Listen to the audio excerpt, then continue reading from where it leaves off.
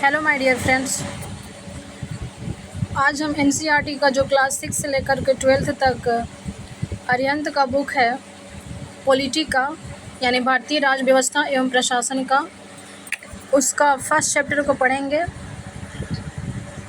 जल्द ही बीपीएससी का एग्ज़ाम होने वाला है, जैसा कि 30 सितंबर को कंडक्ट कराया जाएगा, ऐसा बताया जा रहा है। अगर आप सभी जो भी कैंडिडेट हैं, जो भी एस्पायरेंट्स हैं, अगर इस बुक को और इसके केवल ये बुक नहीं, इसके जो सारे सब्जेक्ट हैं, for example history, polity, economics,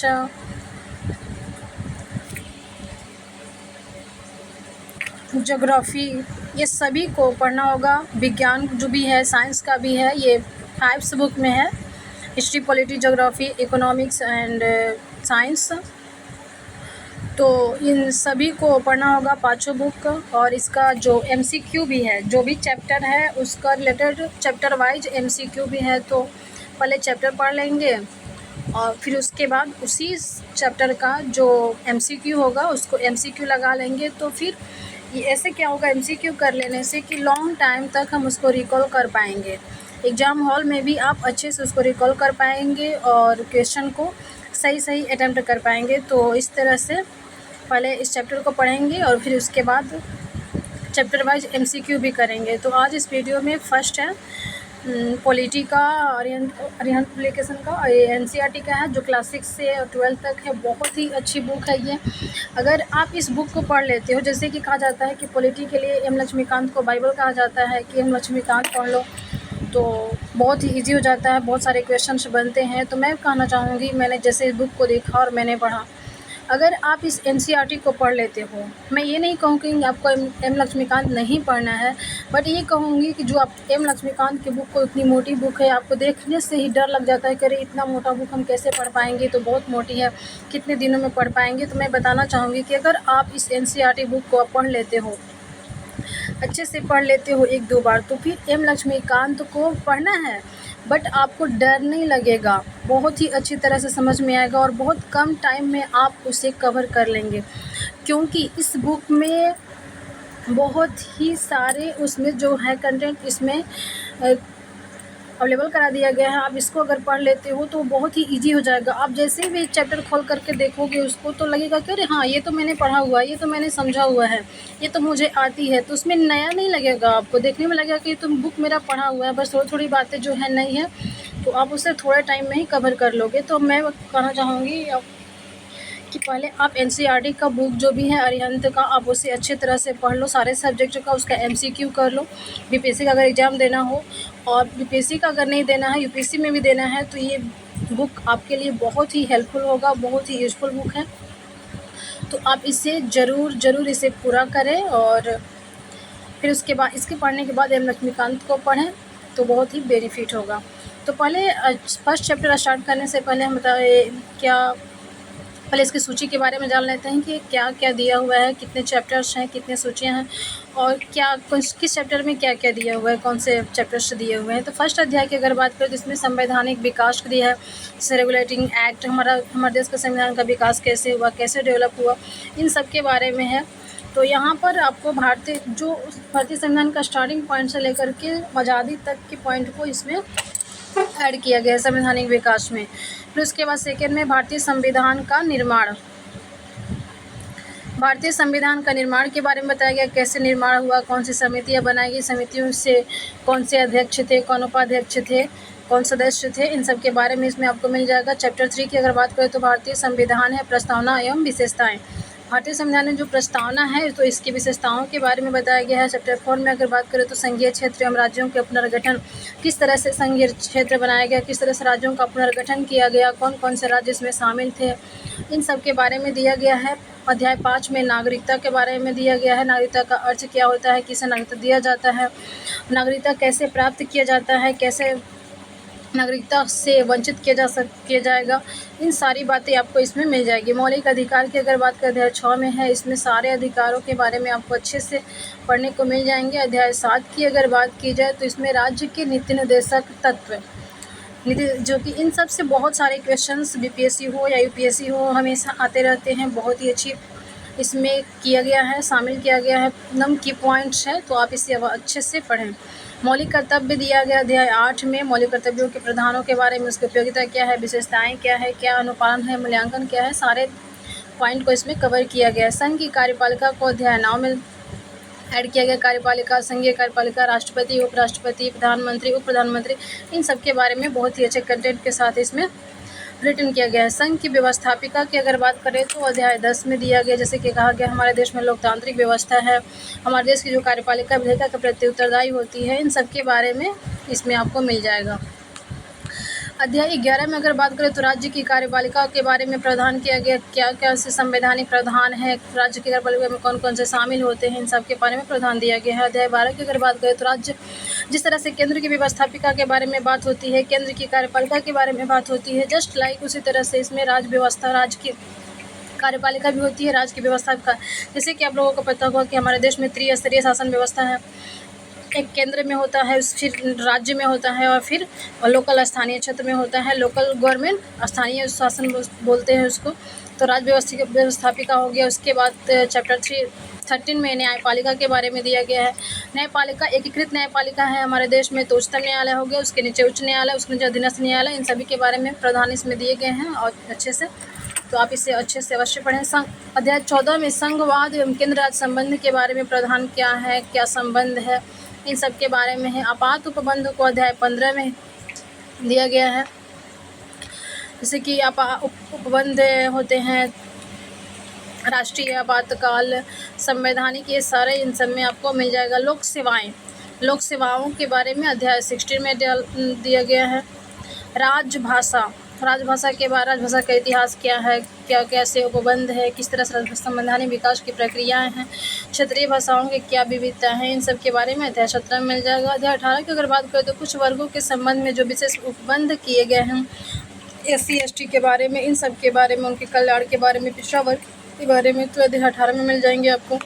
अध्याय 19 की अगर बात करें तो स्थानीय स्वशासन, जैसे कि मैंने अभी पहले ही बताया, लोकल गवर्नमेंट के बारे में, त्रिस्तरीय शासन यहाँ पर है, सेंट्रल गवर्नमेंट, स्टेट गवर्नमेंट, फिर लोकल गवर्नमेंट, तो इन सब के बारे में क्या क्या उसमें प्रावधान होते हैं, कौन सी समितियाँ होती हैं, किस तरह शासन व्यवस्था चलाई जाती है, उन सब के बारे में इसमें दिया गया है। अगर अध्याय 20 की बारे में बात करें तो निर्वाचन प्रणाली एवं दलीय व्यवस्था के बारे में, क्या निर्वाचन प्रणाली है हमारे देश में, कौन सी व्यवस्थाएँ हैं, किस प्रकार से चुनाव कराए जाते हैं, इन सब के बारे में इसमें दिया गया था। 21 की अगर बात करें तो कुछ राज्यों से संबंधित विशेष प्रावधान एवं क्षेत्रीय आकांक्षाओं के बारे में इसमें दिया गया, जैसे महाराष्ट्र, गुजरात, नागालैंड, असम, इन सब के बारे में आपको बहुत अच्छे कंटेंट के साथ पढ़ने को मिल जाएगा, जो कि अगर इसको पढ़ते हो तो आप बहुत अच्छे से क्वेश्चन को टैकल कर पाओगे एग्जाम हॉल में। अध्याय 22 की अगर बात करें तो संवैधानिक और गैर संवैधानिक निकायों के बारे में, जैसे कि इससे संबंधित बहुत सारे क्वेश्चन आते हैं कि निर्वाचन आयोग संवैधानिक निकाय है कि गैर संवैधानिक निकाय है, मानवाधिकार आयोग संवैधानिक है, गैर संवैधानिक है, तो इन सबसे क्वेश्चंस आते हैं, इसको अवश्य आप पढ़ना। संविधान संशोधन 368, जो आर्टिकल 368 के बारे में दिया गया है, इन सब के बारे में आपको मिल जाएगा। अध्याय 24 की अगर बात करें तो राजनीति की प्रमुख अवधारणाएं एवं सिद्धांतों के बारे में इसमें दिया गया है। अध्याय समानता, न्याय, अधिकार, राष्ट्रवाद, धर्मनिरपेक्षता, राजनीतिक सिद्धांत, इन सब के बारे में बहुत अच्छे कंटेंट के साथ इसमें रिटर्न किया गया है। अध्याय 25 में अगर बात करें तो भारत की विदेश नीति कैसी रही है, पड़ोसी देश और राष्ट्रीय प्रतीक क्या रहा है, इन सब के बारे में। पड़ोसी देशों की अगर बात करें तो भारत, पाकिस्तान, चीन, नेपाल, बांग्लादेश, श्रीलंका, इन सब के बारे में जो हमारा संबंध है, जो नीतियाँ हैं, इन सब के बारे में चैप्टर में आपको मिल जाएगा। उसके बाद फिर परिशिष्ट है, राइट। तो इतने सारे चैप्टर्स हैं, ज़्यादा चैप्टर भी नहीं है, छोटा छोटा है। अध्याय 25 अगर आप एक चैप्टर भी डेली पढ़ते हो तो 25 दिन में आराम से पूरा कर लेते हो। इस तरह से अगर 5 बुक है और एवरेज अगर लेकर चलें तो ऐसा ही होगा। आप एक तो चैप्टर भी डेली कंप्लीट करते हो हर एक बुक का, तो ईजिली से आप ईजिली फाइनल कर पाओगे 1 मंथ में, काफ़ी है। फिर उसके बाद आप रिवाइज करो, 30 सितंबर फिर एग्ज़ाम दो, आप अच्छे से टैकल कर पाओगे। तो चलो स्टार्ट करते हैं फर्स्ट चैप्टर। जैसा कि फर्स्ट चैप्टर में हमने आप स्टार्टिंग में ही पढ़ा है कि उसमें संवैधानिक विकास के बारे में बात किया गया है, राइट। तो चलो इसके बारे में समझते हैं। फर्स्ट में क्या दिया गया है, पहले तो परिचय दिया गया है, संवैधानिक विकास किस तरह से हुआ, क्या हुआ।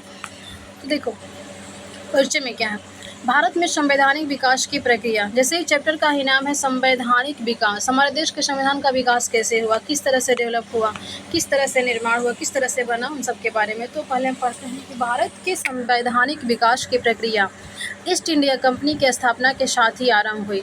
हमारे देश के संवैधानिक विकास की प्रक्रिया कब शुरू हुई, तो ईस्ट इंडिया कंपनी की स्थापना के साथ ही आरंभ हुई।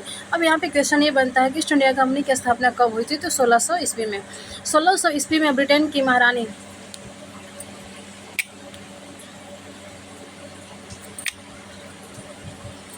1600 ईस्वी में ब्रिटेन की महारानी एलिजाबेथ प्रथम ने इंग्लैंड में स्थापित ईस्ट इंडिया कंपनी को एक चार्टर द्वारा भारत के साथ व्यापार करने का एक अधिकार प्रदान किया था। ईस्ट इंडिया कंपनी ने, देखिए हमारे संवैधानिक विकास प्रक्रिया कब हुई, ईस्ट इंडिया कंपनी की स्थापना के साथ हुआ। 1600 ईस्वी में ब्रिटेन ईस्ट इंडिया कंपनी की स्थापना हुआ। और यहाँ पे एलिजाबेथ प्रथम, उस टाइम कौन थी, एलिजाबेथ प्रथम वहाँ की ब्रिटेन की महारानी थी, और इन्होंने इंग्लैंड में स्थापित ईस्ट इंडिया कंपनी को एक चार्टर द्वारा क्या किया, भारत के साथ व्यापार करने का एकाधिकार प्रदान किया था। किसने, एलिजाबेथ प्रथम ने।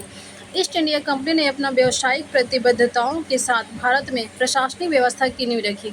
देखिए ईस्ट इंडिया जो कंपनी है वो अपनी व्यावसायिक प्रतिबद्धताओं के साथ भारत में प्रशासनिक व्यवस्था की नींव रखी। कौन सी व्यवस्था की, प्रशासनिक व्यवस्था की नींव रखी। राजनीतिक तथा प्रशासनिक सुधारों की प्रक्रिया में जारी चार्टर अधिनियम, रेगुलेटिंग एक्ट इत्यादि ने भारत में संवैधानिक विकास को प्रभावी स्वरूप प्रदान किया। देखिए राजनीतिक तथा प्रशासनिक सुधारों की प्रक्रिया, ईस्ट इंडिया कंपनी जब स्थापना हुआ तो वो लोग अपना प्रशासनिक सुधार कर रहे थे, और इसी रूप में चार्टर अधिनियम, रेगुलेटिंग एक्ट, कई सारे एक्ट है, और यही जो है हमारे संवैधानिक विकास का स्वरूप धारण किया। इस प्रकार ब्रिटिश सत्ता के प्रगतिशील सुधारों ने भारतीय संविधान को अत्यधिक प्रभावित किया तथा अनेक उपबंधों को उसी रूप में अपनाया गया।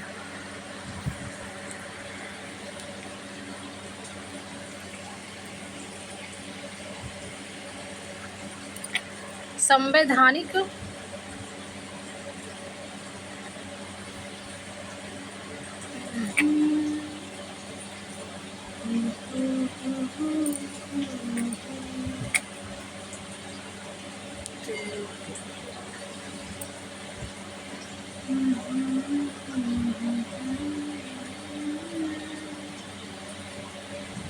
वन मिनट दोस्तों, यस स्टार्ट करते हैं। अब आते हैं संविधान का विकास किस तरह से हुआ। तो संविधान के विकास से संबंधित प्रमुख अधिनियमों का वर्णन जो है निम्नलिखित है। देखते हैं कैसे कैसे हुआ। फर्स्ट में आया क्या, 1773 का अधिनियामक अधिनियम, इसको रेगुलेटिंग एक्ट भी कहा जाता है। रेगुलेटिंग एक्ट कब आया था, 1773, जिसको नियामक अधिनियम या रेगुलेटिंग एक्ट कहा जाता है। इस अधिनियम में कौन से प्रावधान थे, क्या क्या किया गया था, इसको समझते हैं। तो इस अधिनियम को ब्रिटिश संसद द्वारा पारित किया गया। रेगुलेटिंग एक्ट को किसके द्वारा पारित किया गया, तो ब्रिटिश संसद द्वारा पारित किया गया। कंपनी की राजनैतिक सत्ता के विस्तार के साथ कंपनी के क्रियाकलापों को नियमित करने के लिए इस अधिनियम का निर्माण किया गया था। अब देखिए रेगुलेटिंग एक्ट का निर्माण किस लिए किया गया, तो कंपनी की राजनैतिक सत्ता के विस्तार के साथ कंपनी के क्रियाकलापों को नियमित करने के लिए इस अधिनियम का निर्माण किया गया था। इस अधिनियम के अंतर्गत कोलकाता प्रेसिडेंसी में एक सरकार की स्थापना की गई। रेगुलेटिंग एक्ट के तहत कलकत्ता में प्रेसिडेंसी सरकार की स्थापना की गई, जिसे गवर्नर जनरल और उसकी परिषद में 4 सदस्य थे। कुल मिलाकर 5 सदस्य, इसमें से एक गवर्नर जनरल थे और 4 सदस्य थे। तो ये अपनी सत्ता का उपयोग जो है संयुक्त रूप से करते थे। कैसे करते थे, संयुक्त रूप से। इसके अंतर्गत बम्बई, मद्रास प्रेसिडेंसी की सरकारों को कलकत्ता की सरकार के अधीन कर दिया गया। 1773 का रेगुलेटिंग एक्ट जो लाया गया, तो इस एक्ट के तहत कलकत्ता में जो सरकार बनी, तो कलकत्ता सरकार के अंतर्गत, कलकत्ता सरकार के तहत बम्बई और मद्रास, इन दोनों प्रेसिडेंसी सरकारों को क्या कर दिया गया, कलकत्ता सरकार के अधीन कर दिया गया।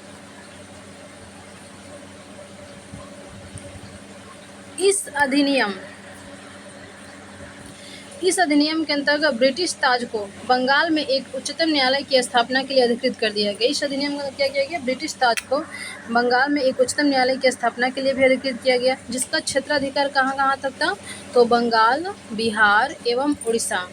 इस क्षेत्राधिकार कहाँ तक था? बंगाल, बिहार और उड़ीसा था ये उच्चतम न्यायालय का। इस अधिनियम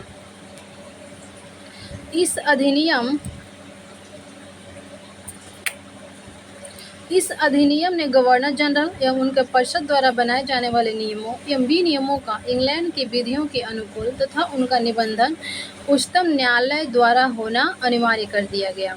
अब उच्चतम न्यायालय को इस पर निषेधाधिकार वीटो भी प्राप्त था। उच्चतम न्यायालय को क्या था? निषेधाधिकार वीटो प्राप्त था। इस अधिनियम के अनुसार गवर्नर जनरल की परिषद द्वारा निर्मित नियमों एवं अधिनियमों के विरुद्ध ब्रिटिश सरकार से अपील की जा सकती थी। इस अधिनियम के जो अनुसार रेगुलेटिंग एक्ट के तहत गवर्नर की परिषद जो बनाती थी नियम अधिनियम बनाती थी, तो इसके विरुद्ध ब्रिटिश सरकार से अपील की जा सकती थी। इसके अतिरिक्त इंग्लैंड के सब परिषद राजा को गवर्नर जनरल और उनकी परिषद द्वारा निर्मित नियम विनियमों को 2 वर्षों की अवधि तक अस्वीकृत करने का अधिकार प्राप्त था। कितने वर्षों का? 2 वर्षों की अवधि तक अस्वीकृत करने का अधिकार प्राप्त था। 1773 का देखिए, अब 1773 रेगुलेटरी एक्ट तो हो गया। अब आते हैं 1781 का एक्ट ऑफ सेटलमेंट। तो इस अधिनियम के अंतर्गत कलकत्ता प्रेसिडेंसी की सरकार को बंगाल, बिहार, उड़ीसा के लिए विधि निर्माण का अधिकार प्रदान कर दिया गया। देखिए, 1773 में इनको अधीन कर दिया गया था। अब 1781 में क्या कर दिया गया कि बंगाल, बिहार और उड़ीसा को नहीं, मुंबई और मद्रास को अधीन किया गया था। अब यहाँ पर बंगाल, बिहार और उड़ीसा को क्या किया गया? विधि निर्माण का प्राधिकार प्रदान कर दिया गया। इस अधिनियम के माध्यम से कंपनी के व्यापारिक एवं राजनीतिक क्रियाकलापों को अलग अलग किया गया। जैसे कि कंपनी का निदेशक बोर्ड और नियंत्रक बोर्ड क्या किया गया? इस अधिनियम के अंतर्गत इस अधिनियम के माध्यम से कंपनी के व्यापारिक एवं राजनीतिक क्रियाकलापों को किसको अलग किया गया? व्यापारिक एवं यहाँ से क्वेश्चन बनते हैं कि व्यापारिक एवं राजनीतिक क्रियाकलापों को किस एक्ट के तहत अलग अलग किया गया? तो 1781 के एक्ट ऑफ सेटलमेंट के तहत। और ये कौन कौन से थे? तो कंपनी का निदेशक बोर्ड बनाया गया और एक नियंत्रक बोर्ड बनाया गया। तो नियंत्रक बोर्ड जो था वो राजनीतिक क्रियाकलाप को देखता था और कंपनी का निदेशक बोर्ड जो था वो व्यापारिक क्रियाकलापों को देखा करता था। गवर्नर जनरल की कार्यकारी परिषद के सदस्यों की संख्या फर्स्ट टाइम में 4 थी। जब रेगुलेटिंग एक्ट बनाया गया था तो 4 सदस्य थे और एक गवर्नर जनरल थे। यहाँ पे जब 1781 का आया तो 4 से घटा कर क्या कर दिया गया? 3 कर दी गई। प्रांतीय परिषदों में भी सदस्यों की संख्या 4 से घटा, प्रांतीय परिषद की अगर बात करें तो वहाँ पर भी संख्या जो है 4 से घटाकर 3 कर दी गई। यानी कि केंद्र में भी जो गवर्नर जनरल की कार्यकारी परिषद थी उसमें भी 4 से 3 कर दिया गया और प्रांतीय परिषद थे वहाँ भी 4 से 3 कर दी गई। इस अधिनियम का मुख्य उद्देश्य क्या था? तो गवर्नर की कार्यकारी परिषद तथा सर्वोच्च न्यायालय के बीच के संबंधों को मजबूत बनाना था। एक्ट ऑफ सेटलमेंट का क्या उद्देश्य था? तो गवर्नर की कार्यकारी परिषद तथा सर्वोच्च न्यायालय के बीच के संबंधों को मजबूत बनाना था। अब आते हैं 1784 का Pitt's India act, 1773 regulating act, 1781 act of settlement और नेक्स्ट है 1784 का Pitt's India act.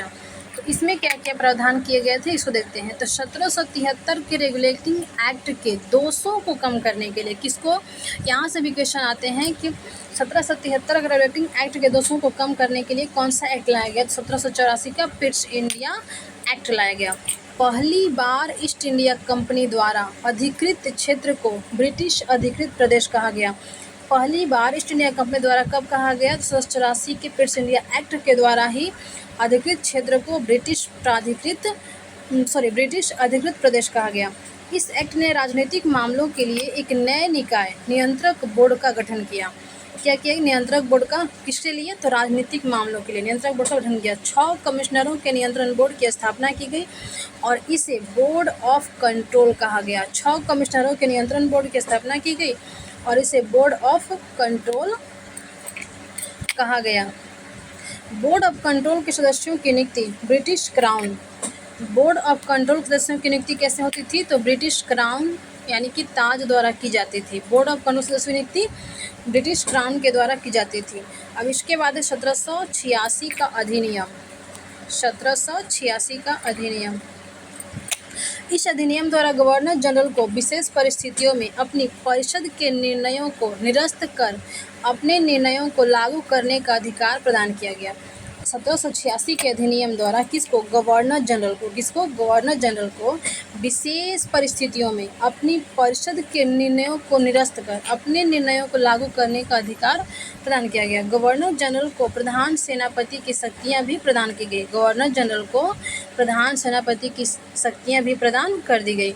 Governor general तथा प्रधान सेनापति दोनों पदों पर एक व्यक्ति की नियुक्ति से परिषद के निर्णयों पर वीटो का अधिकार गवर्नर जनरल को प्राप्त हुआ। गवर्नर जनरल तथा प्रधान सेनापति दोनों पदों पर एक व्यक्ति की नियुक्ति हो गई। नियुक्ति से क्या हुआ? परिषद के निर्णयों पर वीटो का अधिकार गवर्नर जनरल को प्राप्त हुआ। नेक्स्ट है 1793 का चार्टर अधिनियम। तो ईस्ट इंडिया कंपनी के वाणिज्यिक एकाधिकार को 20 वर्षों के लिए बढ़ा दिया गया। यहाँ से भी क्वेश्चंस बनते हैं। 1793 चार्टर अधिनियम जो लाया गया, तो इसके तहत क्या किया गया? ईस्ट इंडिया कंपनी के जो वाणिज्यिक एकाधिकार था उसको मोनोपोली को 20 वर्षों के लिए बढ़ा दिया गया। यानी 1793, इसमें भी साल आप ऐड कर लो। इस एक्ट से यह स्पष्ट हो गया कि कंपनी जो है भारत में ब्रिटिश सरकार की प्रतिनिधि है। क्या है? इस एक्ट स्पष्ट हो गया कंपनी भारत में ब्रिटिश सरकार की प्रतिनिधि है। इस चार्टर्ड एक्ट द्वारा उच्चतम न्यायालय के क्षेत्राधिकार को भी विस्तार दिया गया। उच्चतम न्यायालय क्षेत्राधिकार को विस्तार किसके द्वारा किया गया? 1793 के चार्टर अधिनियम के द्वारा। नेक्स्ट है 1813 का चार्टर अधिनियम। 1813 का चार्टर अधिनियम। तो इस अधिनियम द्वारा ईस्ट इंडिया कंपनी के वाणिज्यिक एकाधिकार को समाप्त कर दिया गया। यहाँ से भी क्वेश्चन बनते हैं कि कंपनी के वाणिज्यिक एकाधिकार को किस एक्ट द्वारा समाप्त किया गया? तो 1813 के चार्टर एक्ट द्वारा समाप्त कर दिया गया। चीन तथा चाय के व्यापार पर कंपनी की एकाधिकारिता बनाए रखी गई। देखो, वाणिज्यिक एकाधिकार को तो समाप्त कर दिया गया, बट चीनी और चाय अभी भी उसके अधिकार में था, एकाधिकारिता बनी हुई थी। इस अधिनियम द्वारा पहली बार भारत में ब्रिटिश क्षेत्र की संवैधानिक स्थिति को स्पष्ट रूप से परिभाषित किया गया। फर्स्ट टाइम भारत में ब्रिटिश क्षेत्र की संवैधानिक स्थिति को कब स्पष्ट किया गया, कब स्पष्ट रूप से परिभाषित किया गया? तो 1813 के चार्टर अधिनियम के तहत। ईस्ट इंडिया कंपनी के अधिकार पत्र को 20 वर्षों के लिए बढ़ाया गया और फिर से 20 वर्षों के लिए बढ़ा दिया गया। एक तो 1793 में बढ़ाया गया था 20 वर्षों के लिए, और फिर से 1813 में 20 वर्षों के लिए बढ़ा दिया गया। किसको? अधिकार पत्र को, ईस्ट इंडिया कंपनी का। नेक्स्ट है 1833 का चार्टर अधिनियम। सरकार के विधि निर्माण संबंधी कार्यों को स्पष्ट करने के लिए सरकार ने 1833 के चार्टर अधिनियम का निर्माण किया। किसके लिए? 1833 का जो चार्टर अधिनियम है किस लिए लाया गया? तो विधि निर्माण संबंधी कार्यों को स्पष्ट करने के लिए। इस अधिनियम के अंतर्गत भारतीय संवैधानिक व्यवस्था में कुछ महत्वपूर्ण परिवर्तन किए गए, जिनके द्वारा विधि निर्माण का एकाधिकार सब परिषद गवर्नर जनरल में सन्निहित कर दिया गया। नेक्स्ट है, इस अधिनियम के अनुसार परिषद के सदस्यों की संख्या 4 रखी गई, जिसमें से एक जो था वो विधि सदस्य होता था। अधिनियम के अनुसार परिषद के सदस्यों की संख्या कितनी थी? 4 थी, जिसमें से एक जो था वो विधि सदस्य था। विधि सदस्य को परिषद की बैठक में उसी समय आधिकारिक रूप से उपस्थित होने का अधिकार प्राप्त था जब परिषद विधि निर्माण का कार्य कर रही हो। जो विधि सदस्य था उसी टाइम बैठ सकता था आधिकारिक रूप से जब परिषद में विधि निर्माण का कार्य हो रही हो या कर रही हो, राइट। इस अधिनियम के द्वारा केंद्रीय विधान मंडल, सेंट्रल लेजिस्लेचर अथवा शाही विधान परिषद की नींव रखी गई। तो एक क्वेश्चन बनेगा कि केंद्रीय विधान मंडल अथवा शाही विधान परिषद की नींव किस अधिनियम के तहत रखा गया? तो 1833 के चार्टर एक्ट के तहत, 1833 का चार्टर अधिनियम के तहत, राइट। नेक्स्ट है 1853 का चार्टर अधिनियम। तो इसमें है तत्कालीन तत्कालीन विधायिका लेजिस्लेचर को सशक्त बनाने हेतु इस अधिनियम का निर्माण किया गया। इस 1853 का चार्टर अधिनियम किस लिए लाया गया था? तो जो उस टाइम विधायिका थी उसको सशक्त बनाने हेतु लाया गया था। इस अधिनियम द्वारा विधायिका का विस्तार भी किया गया। गवर्नर जनरल की परिषद में जब विधायिका के रूप में कार्य करती थी, राइट, तो 6 नौ सदस्यों की वृद्धि की गई। गवर्नर जनरल की परिषद में 6 नए सदस्यों की वृद्धि की गई। इन सदस्यों में मद्रास, बम्बई, बंगाल तथा पश्चिमोत्तर प्रांतों में से प्रत्येक से एक एक प्रतिनिधि, एक मुख्य न्यायाधीश एवं एक कनिष्ठ न्यायाधीश होता था। देखिए 6-9 सदस्य थे और इन सदस्यों में मद्रास, बम्बई, बंगाल तथा पश्चिमोत्तर प्रांतों में से मद्रास, बम्बई, बंगाल तथा पश्चिमोत्तर प्रांतों में से प्रत्येक से एक एक प्रतिनिधि, एक मुख्य न्यायाधीश एवं एक कनिष्ठ न्यायाधीश होता था। उपरोक्त के अतिरिक्त मुख्य सेनापति को असाधारण सदस्यता प्रदान की गई। इस प्रकार विधान परिषद की कुल संख्या जो थी 12 हो गई। कितनी हो गई? 12 हो गई। अब है 1858 का चार्टर अधिनियम। इसमें है, इस अधिनियम के अंतर्गत ब्रिटिश ताज ने, अब आप लोग को पता होगा 1857 में विद्रोह हुआ था। 1857 का भी जिसे सैनिक विद्रोह भी कहा जाता है। अब इसके बाद जस्ट 1857 में हुआ विद्रोह और उसके बाद 1858 चार्टर अधिनियम लाया गया। देखते इसमें क्या क्या प्रावधान किए गए थे। तो इस अधिनियम के अंतर्गत ब्रिटिश ताज ने कंपनी का शासन अपने हाथों में ले लिया। जैसे ही विद्रोह हुआ, विद्रोह के बाद कंपनी जो है ब्रिटिश ताज जो है वो कंपनी से अपने हाथों में शासन ले लिया। इस प्रकार ईस्ट इंडिया कंपनी का युग जो है समाप्त हो गया। इस अधिनियम के अंतर्गत यहाँ की संवैधानिक व्यवस्था में कुछ महत्वपूर्ण परिवर्तन किए गए, जो कि इस प्रकार है। क्या क्या प्रावधान किए गए, क्या क्या से परिवर्तन किए गए, उसे देखते हैं। तो कोर्ट ऑफ डायरेक्टर्स और बोर्ड ऑफ कंट्रोल को समाप्त कर दिया गया। जैसे कि कंपनी के पास जो शासन था उसको ले लिया ताज ने, अपने हाथों में ले लिया।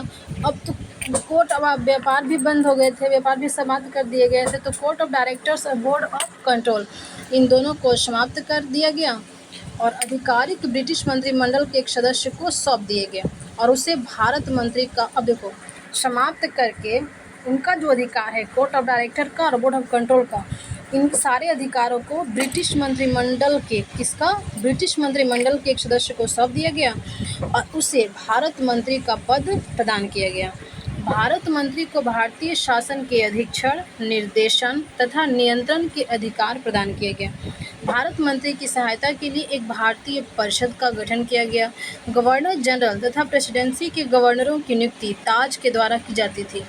गवर्नर जनरल तथा प्रेसिडेंसियों के गवर्नर की नियुक्ति किसके द्वारा? नियुक्ति ताज के द्वारा की जाती थी तथा उनकी परिषदों की नियुक्ति सब परिषद भारत मंत्री द्वारा की जाती थी। लेफ्टिनेंट गवर्नरों की नियुक्ति, लेफ्टिनेंट गवर्नर बनता था तो लेफ्टिनेंट गवर्नर की नियुक्ति जो है गवर्नर जनरल द्वारा की जाती थी, किंतु उस पर ब्रिटेन की महारानी की स्वीकृति आवश्यक थी। लेफ्टिनेंट गवर्नर की नियुक्ति तो गवर्नर जनरल द्वारा की जाती थी, बट उस पर स्वीकृति किनकी आवश्यक थी? ब्रिटेन की महारानी की। सिविल सर्विस में नियुक्ति खुली प्रतियोगिता के आधार पर सिविल सर्विस कमीशन की सहायता से की जाती थी। सिविल सर्विस कमीशन की सहायता से नियुक्ति खुले प्रतियोगिता के आधार पर की जाती थी, राइट। नेक्स्ट है 1861 का भारतीय परिषद अधिनियम। तो ब्रिटिश सरकार ने विधान परिषदों के विस्तार हेतु इस अधिनियम को पारित किया। 1861 का जो भारतीय परिषद अधिनियम है, इसको ब्रिटिश सरकार ने विधान परिषदों के विस्तार हेतु पारित किया। इस अधिनियम के क्या क्या से प्रावधान हैं इसको जानते हैं। तो निम्नलिखित प्रावधान है, कौन कौन से हैं? इस अधिनियम में विधि निर्माण के प्रयोजन के लिए गवर्नर जनरल की परिषद में 6 से 12 सदस्यों की वृद्धि की गई। किसके लिए? विधि निर्माण के प्रयोजन के लिए 6 से 12 सदस्यों की वृद्धि की गई 1861 के भारतीय परिषद अधिनियम के द्वारा। और इनका जो कार्यकाल है 2 वर्ष निर्धारित किया गया। इस अधिनियम के अंतर्गत कुछ विषयों को प्रस्तावित करने के लिए गवर्नर जनरल की पूर्वानुमति को अनिवार्य कर दी गई। इस अधिनियम के अंतर्गत भारतीय विधानमंडल द्वारा पारित प्रत्येक प्रस्ताव पर सब परिषद भारत मंत्री के माध्यम से महारानी की स्वीकृति लेना अनिवार्य बना दिया गया। इस परिषद में गवर्नर जनरल को निषेधाधिकार प्राप्त था तथा आपात स्थिति में वह अध्यादेश भी जारी कर सकता था। अब यहाँ से क्वेश्चंस भी आते हैं कि गवर्नर जनरल को अध्यादेश जारी करने का अधिकार किस एक्ट के तहत मिला? तो 1861 के तहत, राइट। गवर्नर जनरल की परिषद में कार्यकारी कार्यों के प्रयोजनार्थ एक और नए सदस्य की वृद्धि की गई। गवर्नर जनरल को प्रांतों की सीमा में बदलाव के लिए अधिकृत किया गया। गवर्नर जनरल को प्रांतों की अगर सीमा में बदलाव करना हो तो इससे ही अधिकृत किया गया। यदि वह ऐसा जरूरी समझे तो वो कर सकते थे। नेक्स्ट है 1892 का पार्षद अधिनियम। तो इस अधिनियम के अंतर्गत भारतीय विधान परिषदों का विस्तार किया गया एवं उन्हें अधिक सशक्त बनाया गया। इस अधिनियम की मुख्य विशेषताएं क्या क्या थी, तो ये समझते हैं। इस अधिनियम में केंद्रीय एवं प्रांतीय विधान परिषदों में 8 से 20 नए सदस्यों की नियुक्ति किया गया। इस अधिनियम में क्या किया गया? केंद्रीय एवं प्रांतीय विधान परिषदों में 8 से 20 नए सदस्यों की नियुक्ति कर उनमें विस्तार किया गया। इन सदस्यों में से 40% गैर सरकारी होते थे, 40% जो होते थे गैर सरकारी होते थे और 60% सरकारी होते थे। इस अधिनियम में सब परिषद गवर्नर जनरल को विधान परिषदों में वित्तीय विषयों की विवेचना करने तथा प्रश्न पूछने के संबंध में नियम बनाने का अधिकार दिया गया था। देखो 1892 का जो भारतीय परिषद अधिनियम है, इस अधिनियम के तहत गवर्नर जनरल को विधान परिषदों में वित्तीय विषयों की विवेचना बजट विवेचना करने तथा प्रश्न पूछने के संबंध में नियम बनाने का अधिकार दिया गया, किंतु ऐसे नियमों पर सब परिषद भारत मंत्री की सहमति अनिवार्य थी। अब आता है 1909 का भारतीय परिषद अधिनियम। बहुत ही फेवरेट है यूपीएससी का। इस अधिनियम को उदारवादियों द्वारा अधिक सुधारों की मांग एवं स्वराज प्राप्ति के लिए उग्रवादी आंदोलन और असंतोष को कुछ सीमा तक शमन करने के लिए लाया गया था। इसको किसके लिए लाया गया था? तो उदारवादियों द्वारा अधिक सुधारों की मांग एवं स्वराज प्राप्ति के लिए उग्रवादी आंदोलन और असंतोष को कुछ सीमा तक शमन करने के लिए लाया गया था। किसके लिए? उग्रवादी आंदोलन, जैसे कि स्वदेशी आंदोलन 1905 में स्टार्ट हुआ था बंगाल विभाजन को लेकर के, तो इस टाइम बहुत ही क्रांतिकारी गतिविधियां भी हो रही थी। तो उग्रवादी आंदोलन और असंतोष को शमन करने के लिए इस एक्ट को लाया गया था। यह अधिनियम जो है मॉर्ले मिंटो सुधार अधिनियम के नाम से जाना जाता है। किस नाम से? मॉर्ले मिंटो सुधार अधिनियम के नाम से जाना जाता है। इस अधिनियम की प्रमुख विशेषताएं क्या हैं, इसके बारे में जानते हैं। तो इस अधिनियम के अंतर्गत केंद्रीय एवं प्रांतीय विधान परिषदों का विस्तार किया गया। 1909 का जो मॉर्ले मिंटो सुधार अधिनियम है, इस अधिनियम के तहत केंद्रीय एवं प्रांतीय विधान परिषदों का विस्तार किया गया। इस अधिनियम में केंद्रीय विधान परिषद में सरकारी सदस्यों का बहुमत था तथा इसमें 4 प्रकार के सदस्य होते थे। एक होते थे पदेन सदस्य, दूसरा मनोनीत सरकारी सदस्य, मनोनीत गैर सरकारी सदस्य और निर्वाचित सदस्य। केंद्रीय विधान परिषद में सदस्यों का बहुमत था और इसमें 4 प्रकार के सदस्य थे। कैसे कैसे? एक थे पदेन सदस्य, मनोनीत सरकारी सदस्य, मनोनीत गैर सरकारी सदस्य और फिर निर्वाचित सदस्य। इसके अंतर्गत प्रांतीय विधान परिषदों में गैर सरकारी सदस्यों को बहुमत में रखा गया, किंतु गैर सरकारी सदस्यों का बहुमत रखा गया, किंतु सरकारी और मनोनीत गैर सरकारी सदस्यों की संख्या निर्वाचित सदस्यों की संख्या से अधिक रखी गई। इस अधिनियम द्वारा सदस्यों को बजट को अंतिम रूप से स्वीकार करने से पूर्व बजट की विवेचना करने तथा प्रस्ताव प्रस्तावित करने का अधिकार प्रदान किया गया। इस अधिनियम में सदस्यों को पूरक प्रश्न पूछने, स्थानीय संस्थाओं को ऋण देने, अतिरिक्त अनुदान देने तथा नए कर लगाने से संबंधित प्रस्तावों को प्रस्तावित करने का भी अधिकार दिया गया। सार्वजनिक हित से संबंधित विषयों की विवेचना करने, प्रस्ताव पारित करने तथा उन पर मत विभाजन की मांग करने का अधिकार प्रदान किया गया। इस सदन द्वारा पारित प्रस्ताव सरकार के लिए बाध्यकारी नहीं थे। इस सदन द्वारा पारित प्रस्ताव था वो सरकार के लिए बाध्यकारी नहीं, सलाहकारी था। हाँ, मानना है तो मानो, नहीं तो फिर छोड़ो।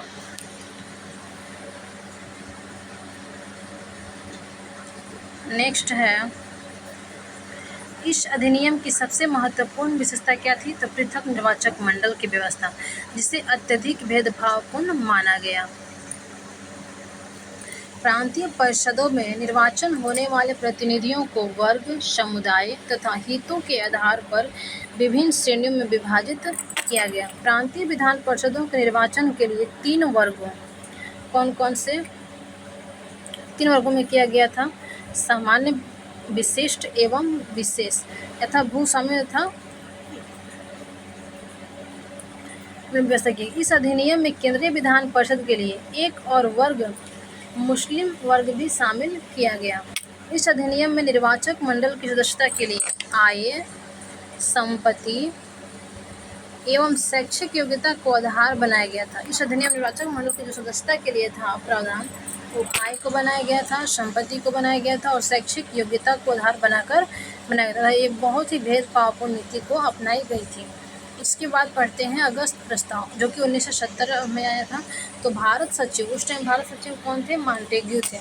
तो 20 अगस्त 1917 को यह घोषणा की कि ब्रिटिश सरकार का उद्देश्य जो है भारत में उत्तरदायी शासन की स्थापना करना है।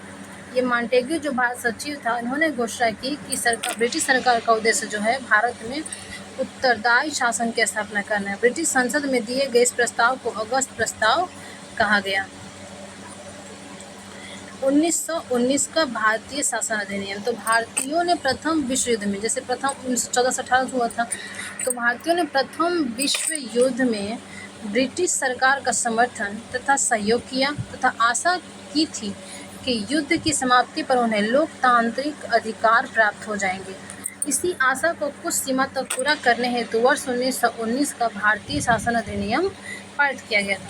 इस अधिनियम को मॉन्टेग्यू चेम्सफोर्ड के नाम से भी जाना जाता है और इस अधिनियम के प्रमुख प्रावधान जो है निम्नलिखित है। इसको नीचे देखते हैं। चलो, इस अधिनियम की प्रस्तावना में आधारभूत सिद्धांतों एवं नीतियों का उल्लेख किया गया था जिन पर वह अधिनियम आधारित है, जैसे कि भारतीय प्रशासन की सभी शाखाओं में भारतीय सहयोग की वृद्धि करना, स्वशासी संस्थाओं का विकास करना आदि। इसका उद्देश्य जो था वो धीरे धीरे भारत में ब्रिटिश शासन के अधीन नई सरकार की स्थापना करना तथा ब्रिटेन की संसद द्वारा इस लक्ष्य को प्राप्त करने को पद्धति एवं गति निर्धारित करना।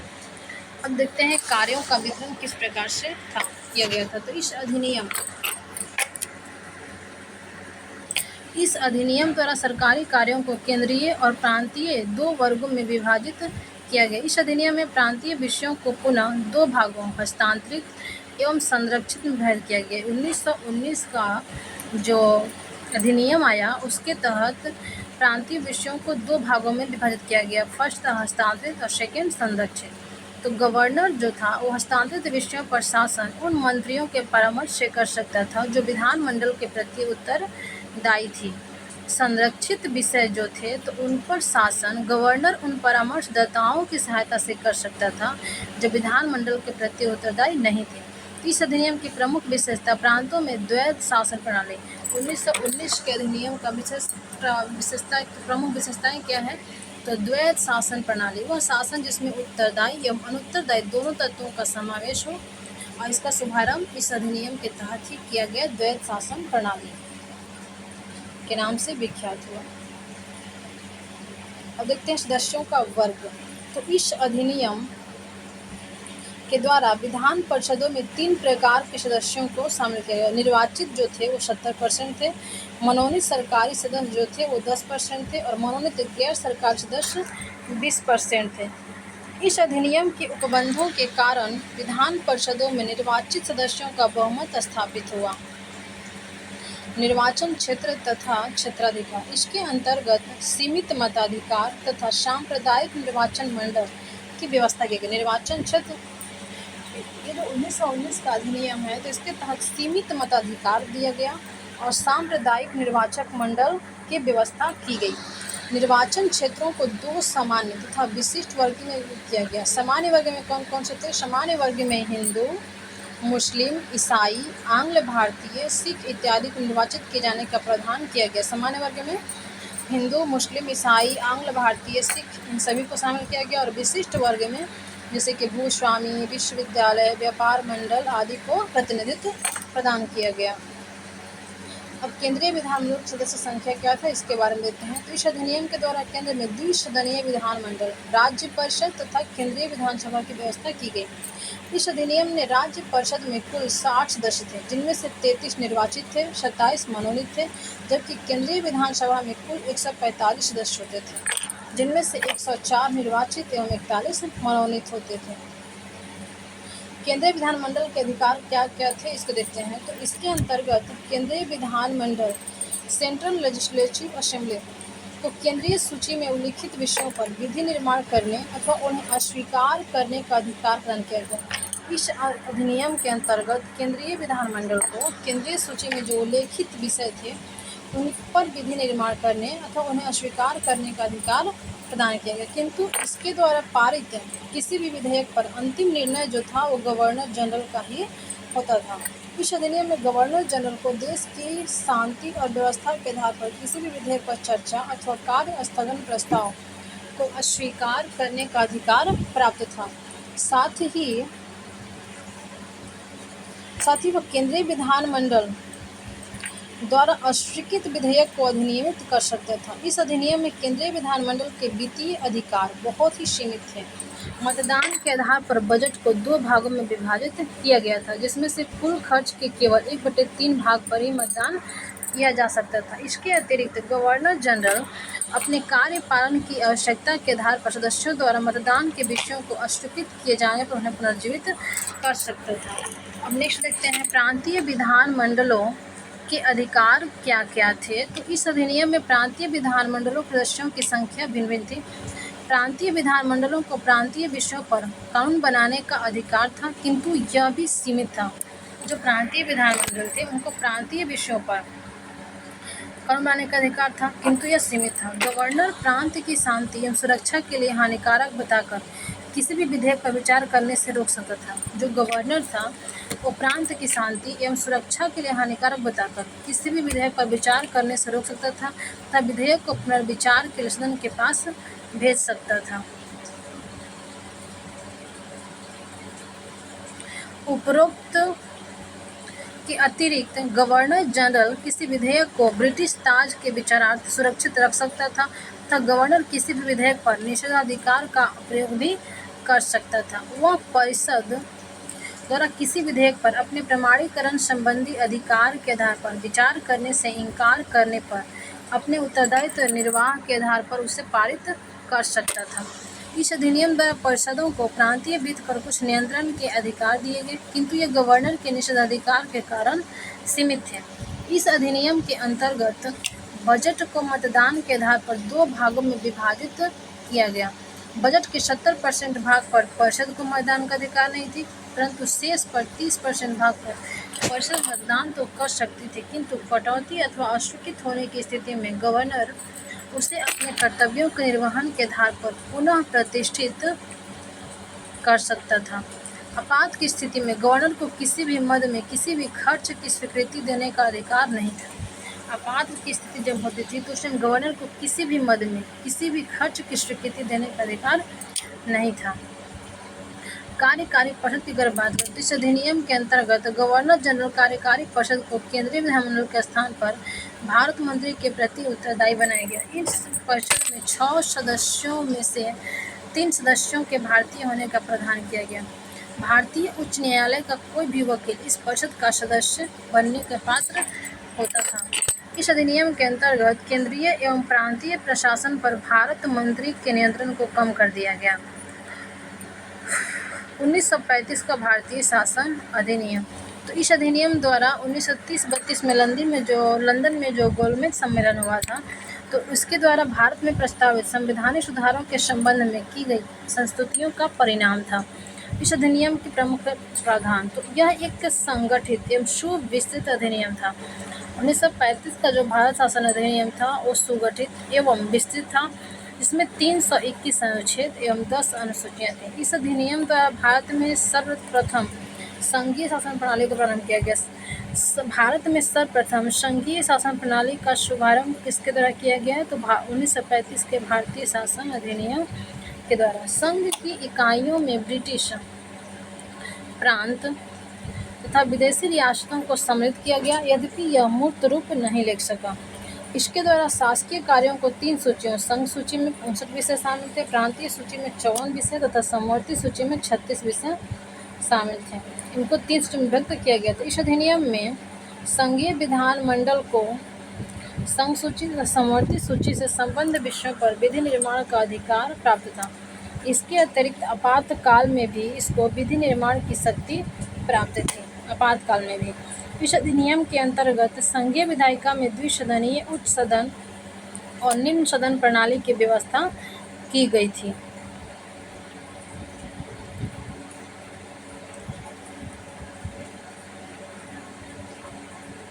इस अधिनियम में राज्यसभा की कुल सदस्य संख्या 260 निर्धारित की गई, जिनमें से 156 सदस्य जो थे वो प्रांतों से थे तथा 104 सदस्यों का चयन देशी रियासतों से होना था। इस अधिनियम में संघीय सभा में कुल सदस्यों की संख्या 375 थी। इसमें 250 सदस्य प्रांतों से थे और 125 देशी रियासतों से शामिल होते थे। इस अधिनियम में संघीय सभा का कार्यकाल 5 वर्ष का था तथा इससे पूर्व इसका विघटन किया जा सकता था। इस अधिनियम द्वारा प्रांतों में द्वैध शासन प्रणाली के भारत को समाप्त 1935 जो 1919 में द्वैध शासन प्रणाली स्टार्ट किया गया था प्रांतों में, उसको 1935 में क्या किया गया, द्वैध शासन प्रणाली की व्यवस्था की गई। अब 1919 के बाद अधिनियम शुभारंभ को समाप्त कर केंद्र में राज्यों में जो 1919 में लाया गया था प्रांतों में, अब इसे समाप्त कर दिया गया। अब 1935 में केंद्र में लाया गया। संघीय विषयों को 2 वर्गों संरक्षित एवं हस्तांतरित में वर्गीकृत किया गया। संरक्षित विषयों में प्रतिरक्षा, वैदेशिक संबंध, चर्च से संबंधित विषय एवं जनजातियों आदि से संबंधित विषय शामिल थे। उपरोक्त विषयों को छोड़कर शेष सभी को हस्तांतरित विषय में शामिल किया गया। इस अधिनियम द्वारा प्रांतों को स्वायत्तता दी गई। प्रांतीय विधानमंडल को प्रांतीय सूची तथा समवर्ती सूची दोनों विषयों पर विधि निर्माण का अधिकार प्राप्त हो गया। इस अधिनियम के अंतर्गत अब देखो, प्रांतीय विधानमंडल को प्रांतीय सूची तथा समवर्ती सूची दोनों विषयों पर विधि निर्माण करने के अधिकार प्राप्त हो गया। इस अधिनियम के अंतर्गत 11 प्रांतों में से 6 में, जैसे कि बिहार, बंगाल, असम, संयुक्त प्रांत, बम्बई और मद्रास, इनमें द्विसदनीय प्रणाली विधानसभा तथा विधान परिषद गठन किया गया। 11 प्रांतों में से 6 में इस अधिनियम द्वारा एक संघीय न्यायालय की स्थापना की गई। इसमें एक मुख्य न्यायाधीश तथा अधिक से अधिक 6 अन्य न्यायाधीश हो सकते थे।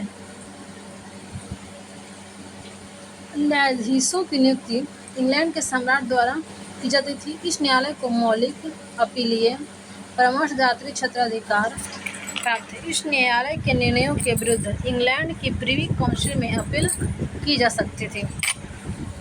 इस अधिनियम के अंतर्गत बर्मा, जो कि म्यांमार कहा जाता है, भारत से पृथक कर दिया गया। इसके द्वारा 1935 के अधिनियम के द्वारा ही बर्मा को भारत से पृथक कर दिया गया। इस अधिनियम द्वारा भारतीय परिषद का विघटन किया गया। इस अधिनियम द्वारा संघीय रेलवे प्राधिकरण की स्थापना की गई तथा इसमें बहुत ही यूजफुल है, ये बहुत बेनिफिशियल चैप्टर्स है। आप इसको उस शासन अधिनियम को आप अच्छे से बस पढ़ें और इसको हमेशा रिवीजन करते रहें। इस अधिनियम द्वारा बर्मा को भारत से पृथक कर दिया गया। इस अधिनियम द्वारा भारतीय परिषद का विघटन किया गया। इस अधिनियम द्वारा संघीय रेलवे प्राधिकरण की स्थापना की गई तथा इसमें महाधिवक्ता एवं वित्तीय परामर्शदाता की नियुक्ति का प्रावधान भी किया गया।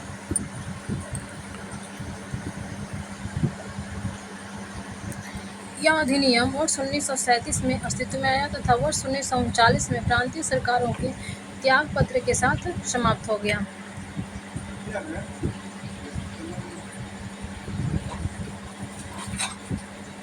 Cripps mission 1942।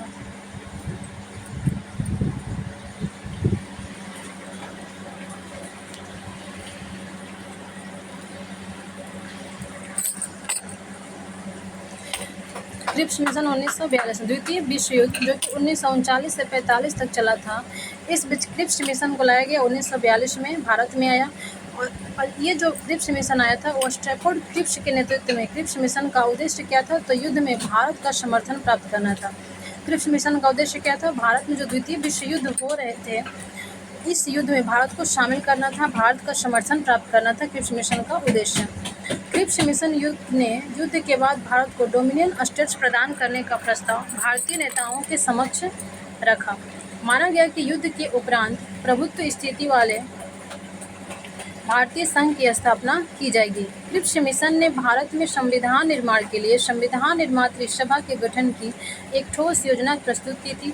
प्रस्ताव के अनुसार देशी रियासतों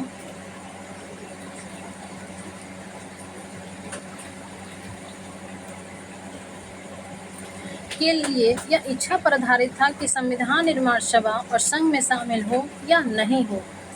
भारत के सभी राजनीतिक दलों ने क्रिप्स मिशन के प्रस्तावों को खारिज कर दिया, जिसके कारण यह मिशन जो है अपने लक्ष्य को प्राप्त करने में असफल रहा, विफल हो गया। इसके बाद पढ़ते हैं मंत्रिमंडलीय योजना या कैबिनेट मिशन। मंत्रिमंडलीय योजना कैबिनेट मिशन जो कि 1946 में आया था। क्रिप्स मिशन तो असफल हो गया। इसके बाद 1946 में आया कैबिनेट मिशन। कि द्वितीय विश्व युद्ध इस टाइम समाप्त हो गया था। द्वितीय विश्व युद्ध की समाप्ति के पश्चात इंग्लैंड में हुए चुनाव में लेबर पार्टी की सरकार बनी। किस पार्टी की लेबर पार्टी सरकार बनी? तो इसने ब्रिटिश मंत्रिमंडल के 3 सदस्यों पैथिक लॉरेंस जो कि अध्यक्ष बना, स्टैफोर्ड क्रिप्स एवं एवी अलेक्जेंडर की एक समिति को भारत भेजा। इस समिति ने सभी राजनीतिक दलों के प्रमुख नेताओं से विचार विमर्श के पश्चात 16 मई 1946 को संविधान निर्माण हेतु संविधान सभा का गठन किया। इस गठन के अंतर्गत अंतरिम सरकार से संबंधित योजना प्रस्तुत की। इस योजना के प्रमुख प्रावधान निम्नलिखित हैं, जिसे हमें पढ़ना चाहिए और याद रखना चाहिए। देखते हैं। भारत में एक संघीय शासन की स्थापना की जानी चाहिए, जिसमें भारतीय, ब्रिटिश प्रांत और देशी रियासतें शामिल होगी। इसमें अंतरिम सरकार में प्रावधान किया गया कि संघीय शासन की स्थापना की जानी चाहिए, जिसमें कि भारतीय, ब्रिटिश प्रांत और देशी रियासतें शामिल होंगी। संघ की एक कार्यपालिका तथा विधायिका होगी, जिसमें प्रांतों तथा देशी रियासतों का प्रतिनिधित्व होगा। एक संविधान सभा का गठन किया जाएगा, जिसमें कुल सदस्य कितने होंगे? 389 सदस्य होंगे।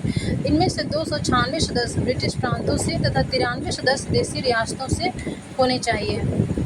प्रांतों में सदस्यों की संख्या का निर्धारण वहाँ की जनसंख्या के आधार पर सामान्यतः 10 लाख की जनसंख्या के आधार पर किया जाना था। 10 लाख की जनसंख्या पर एक प्रतिनिधि को नियुक्त करना था। किसी प्रांत के लिए निर्धारित सदस्य संख्या को वहाँ के मुख्य समुदायों सामान्य, मुसलमान तथा सिखों में उनकी जनसंख्या के अनुपात में विभाजित कर दिया गया। उनका निर्वाचन विधान सभाओं में उन समुदायों के प्रतिनिधियों द्वारा किया गया। संविधान सभा में देशी रियासतों के प्रतिनिधियों का चयन एक विचार विमर्श समिति द्वारा, संविधान जो देशी रियासतों के प्रतिनिधियों का चयन किया जाना था, तो वो एक विचार विमर्श समिति द्वारा किया जाना था। इसके अंतर्गत संविधान की निर्माणावधि में शासन संचालित करने हेतु एक अंतरिम सरकार की स्थापना का प्रावधान किया गया। अंतरिम सरकार में सभी पद भारतीयों को दिए जाने की व्यवस्था की गई। इस सरकार में कुल 14 सदस्यों के होने की व्यवस्था की गई, जिसमें से 6 कांग्रेस के थे, 5 मुस्लिम लीग के और 1 भारतीय ईसाई, 1 सिख, 1 पारसी। फिर देखते हैं, टोटल 14 सदस्य थे, जिसमें से 6 कांग्रेस के, 5 मुस्लिम लीग के, 1 भारतीय ईसाई के, 1 सिख के, 1 पारसी समुदाय के प्रतिनिधि शामिल होने थे। 14 अगस्त 1946 को जवाहरलाल नेहरू के नेतृत्व में अंतरिम सरकार की स्थापना की गई। अंतिम सरकार की स्थापना कब की गई? 14 अगस्त 1946 को जवाहरलाल नेहरू के नेतृत्व में की गई, जिसमें से मुस्लिम लीग शामिल नहीं हुए। मुस्लिम लीग और कांग्रेस में मतभेद होने के कारण मुस्लिम लीग ने अपनी स्वीकृति को वापस ले ली और उसने 16 अगस्त 1946 को प्रत्यक्ष कार्यवाही दिवस के रूप में मनाने की घोषणा कर दी। तो प्रत्यक्ष कार्यवाही दिवस मुस्लिम लीग ने कब मनाने की घोषणा की? 16 अगस्त 1946 को। इसके पश्चात सांप्रदायिक हिंसा की शुरुआत हो गई। इस दौरान मुस्लिम लीग को अंतिम सरकार में शामिल करने का प्रयास किया गया, जिसके परिणाम स्वरूप 13 अक्टूबर 1946 को मुस्लिम लीग अंतरिम सरकार में शामिल हो गई। 13 अक्टूबर 1946 को मुस्लिम लीग जो है अंतरिम सरकार में शामिल हो गई। अंतरिम सरकार में शामिल होने के पश्चात लीग ने असहयोग एवं विरोध की नीति अपनाई और अंततः इसका बहिष्कार कर दिया। अंतिम सरकार में जब मुस्लिम लीग शामिल हुआ तो इन्होंने असहयोग एवं विरोध की नीति अपनाई और अंततः इसका बहिष्कार कर दिया। अब देखते हैं अंतरिम सरकार में कौन से सदस्य थे और कौन कौन सदस्य थे और इनको कौन कौन सा विभाग मिला हुआ था, इनके बारे में पढ़ते हैं। अंतरिम सरकार का गठन कब हुआ? 1946 में। सदस्य और विभाग, तो जवाहरलाल नेहरू ये जो थे राष्ट्रमंडल संबंध तथा विदेशी मामले के सदस्य थे। सरदार वल्लभ भाई पटेल गृह एवं सूचना प्रसारण मंत्री थे। सरदार बलदेव सिंह को रक्षा मंत्री बनाया गया था। जगजीवन राम श्रम मंत्रालय से थे। जॉन मथाई जो थे उद्योग एवं नागरिक आपूर्ति मामले। सी एच भाभा जो थे कार्य खान एवं ऊर्जा। डॉक्टर राजेंद्र प्रसाद खाद्य एवं परिवहन। आशफ अली रेलवे एवं परिवहन। सी राजगोपालाचार्य शिक्षा एवं परिवहन। आई चंद्रीगढ़ वाणिज्य। लियाकत अली खान जो थे वित्त। अब्दुल रब निस्तार डाक एवं वायुसेना। गजनफर अली खान स्वास्थ्य। जोगेंद्र नाथ मंडल विधि। नेक्स्ट है माउंट बेटन योजना, अब आता है 1947 में। क्रिप्स मिशन 1942 में। कैबिनेट मिशन 1946 में। अब नेक्स्ट आता है माउंट बेटन योजना 1947। तो कैबिनेट मिशन की योजना के अनुसार गठित संविधान सभा का मुस्लिम लीग के द्वारा बहिष्कार किए जाने के पश्चात ब्रिटिश सरकार के सत्ता हस्तांतरण के कार्यक्रम में कठिनाई उत्पन्न होने लगी थी। ब्रिटिश सरकार ने इस समस्या के समाधान हेतु माउंट बेटन को गवर्नर जनरल बनाकर भारत भेजा। किसने भेजा? ब्रिटिश सरकार ने माउंट बेटन को इस समस्या के समाधान हेतु गवर्नर जनरल बनाकर। वो कब आया था? तो 24 मार्च 1947 को भारत पहुंचा। माउंट बेटन ने विभिन्न दलों से परामर्श करने के पश्चात भारत के विभाजन की योजना की घोषणा कर दी। भारत के विभाजन की योजना घोषणा किसने की थी? तो माउंट बेटन ने विभिन्न दलों से परामर्श किया और घोषणा कर दी। इस प्रस्ताव को माउंट बेटन योजना के नाम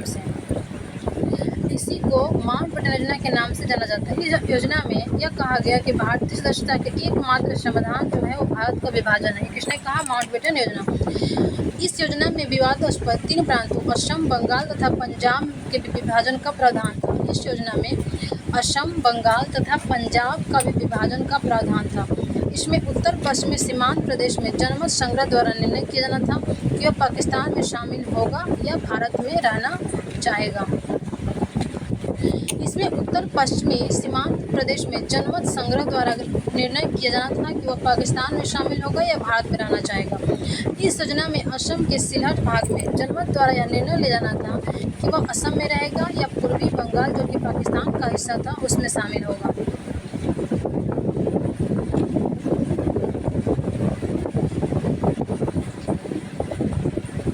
ब्रिटिश सरकार ने इस योजना के अंतर्गत एक घोषणा कर दी कि जून 1948 से पूर्व भारत को सत्ता हस्तांतरित कर दी जाएगी। माउंट बेटन योजना को सभी दलों ने स्वीकार कर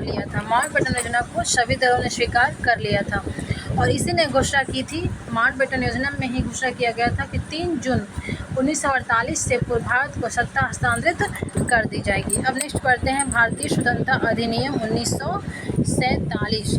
तो माउंट बेटन योजना को स्वीकार कर लिए जाने के पश्चात ब्रिटिश संसद के समक्ष भारतीय स्वतंत्रता अधिनियम विधेयक प्रस्तुत किया गया, जिसे ब्रिटिश पार्लियामेंट ने पारित किया था। इस अधिनियम में कौन कौन से प्रावधान थे, इसे देखते हैं।